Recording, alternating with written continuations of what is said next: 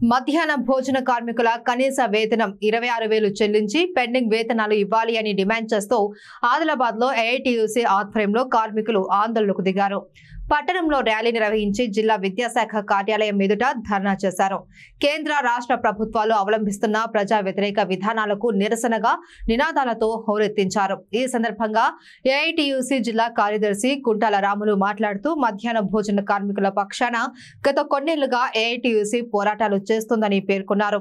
అప్పుడు ప్రతిపక్షంలో ఉన్న కాంగ్రెస్ పార్టీ తమకు మద్దతు పలికి అధికారంలోకి వచ్చిన వెంటనే మధ్యాహ్న భోజన కార్మికులకు కనీస వేతనం 10,000 చెల్లిస్తాము అని హామీ ఇచ్చారు అని పేర్కొన్నారు. అధికారంలోకి వచ్చిన తర్వాత కార్మికులను విస్మరించారు అని ఆవేదన వ్యక్తం చేశారు.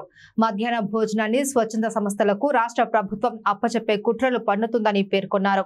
వెంటనే కేంద్ర రాష్ట్ర ప్రభుత్వాలు కార్మికుల శ్రమను గుర్తించి కనీస వేతనం చెల్లించాలి అని, లేని పక్షంలో దసరా సెలవుల్లో అక్టోబర్ 14 నుండి నిరవధిక సమ్మెను చేపడతామని హెచ్చరించారు. ఈ కార్యక్రమంలో ఏఐటీయూసీ నాయకులు, మధ్యాహ్న భోజన కార్మికులు పాల్గొన్నారు.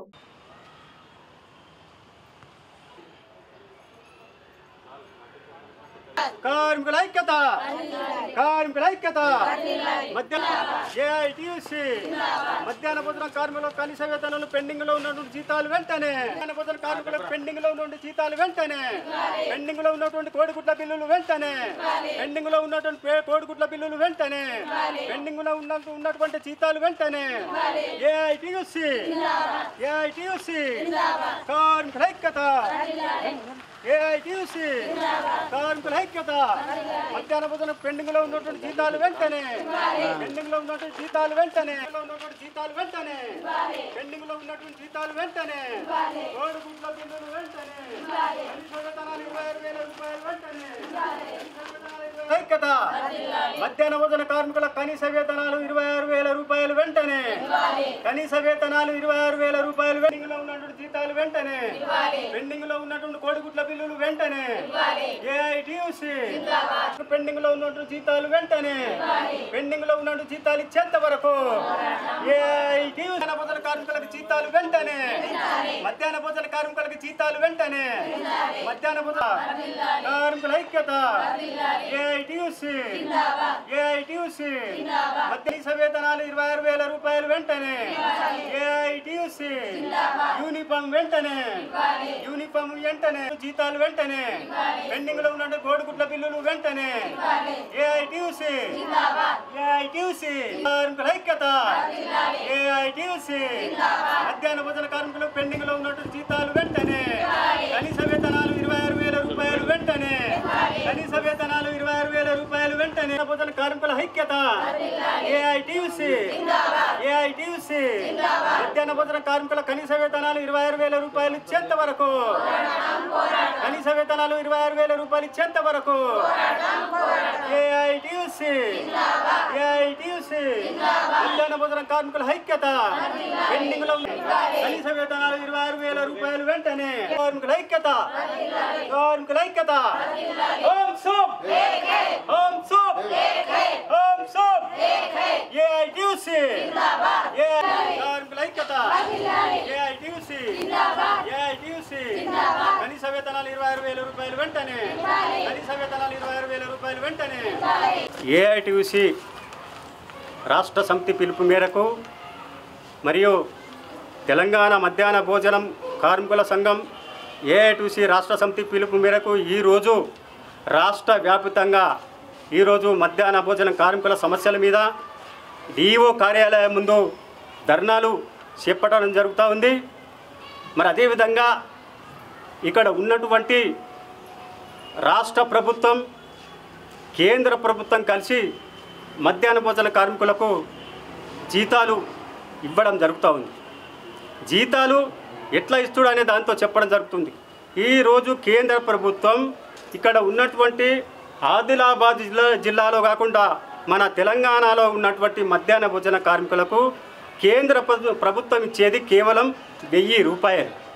23 సంవత్సరాలుగా 1,000 రూపాయలు ఇవ్వడము ఇది ఎంత అన్యాయం అనే దాంతో ఈరోజు మేము న్యాయస్థానాన్ని కూడా మేము అడుగుతూ ఉన్నాం. మరి అదేవిధంగా కేవలం 1000 రూపాయలు ఇస్తూ మధ్యాహ్న భోజన కార్మికులకు శ్రమ దోపిడీ, చాలా శ్రమ దోపిడీ.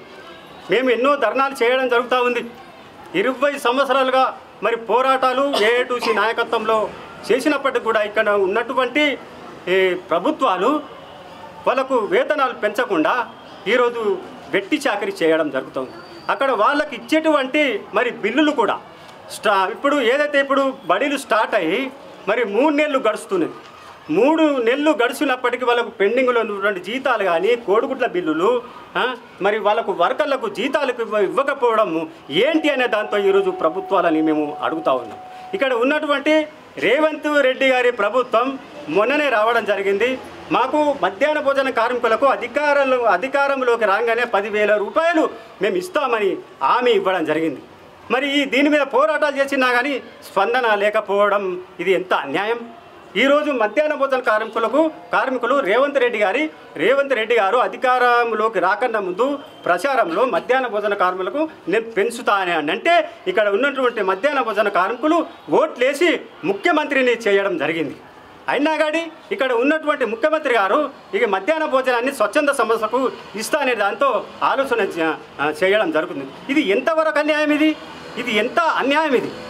ఏ ప్రభుత్వం వచ్చినా మరి వాళ్ళకు వాగ్దానాలు చేయడం తప్ప వాళ్ళకు వేతనాలు పెంచడం లేదు. మేము చెప్తా ఉన్నాం. అదేవిధంగా సుప్రీంకోర్టు కూడా చెప్పడం జరిగింది, కార్మికులకు కనీస వేతనాలు 26,000 రూపాయలు కూడా ఇవ్వాలని దాంతో చెప్పినప్పటికీ ఇక్కడ ఉన్నటువంటి మరి ప్రభుత్వాలు నిమ్మకు నీరెత్తినట్టు వ్యవహరించడం జరుగుతూ ఉంది.